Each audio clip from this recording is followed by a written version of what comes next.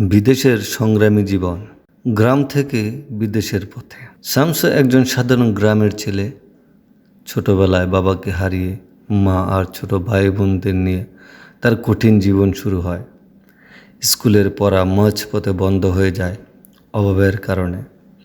একদিন সে সিদ্ধান্ত নিল, এভাবে চলবে না, কিছু একটা করতে হবে।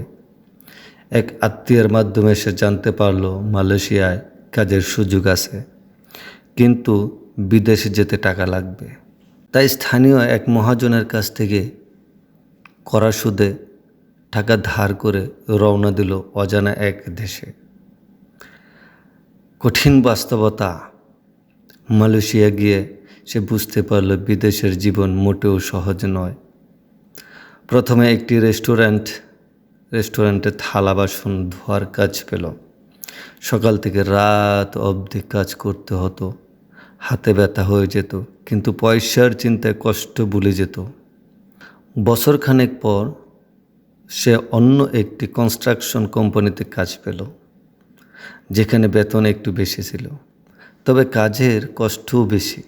রোদে পড়ে বৃষ্টিতে ভিজে ইট বহন করতে হতো, কিন্তু সে জানতো কষ্ট না করলে কিছুই পাওয়া যাবে না। পরিশ্রমের প্রতিদান। আস্তে আস্তে সে টাকা জমাতে লাগলো, মহাজনের ঋণ শোধ করলো। এরপর দেশে মা বোনের জন্য একটা পাকা ঘর বানালো। একজন প্রবাসীর স্বপ্ন থাকে একটা পাকা বাড়ি। স্বপ্ন পূরণের দিন 10 বছর পর দেশে ফিরে সে নিজের একটা ছোট ব্যবসা শুরু করলো। বিদেশের অভিজ্ঞতা কাজে লাগিয়ে পরিবহন ব্যবসায় নামলো। এখন সে শুধু নিজের জীবন নয়, গ্রামের অনেক ছেলেকেও বিদেশে যাওয়ার পরামর্শ দেয়। তাদের স্বপ্ন দেখায় যে কঠোর পরিশ্রম করলে সফলতা আসবেই।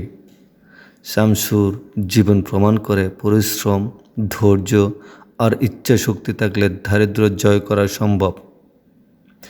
এটি অনেক সংগ্রামী মানুষের বাস্তব গল্প। আশা করি এটি তোমার ভালো লেগেছে। গল্পটি একজন প্রবাসীর গল্প।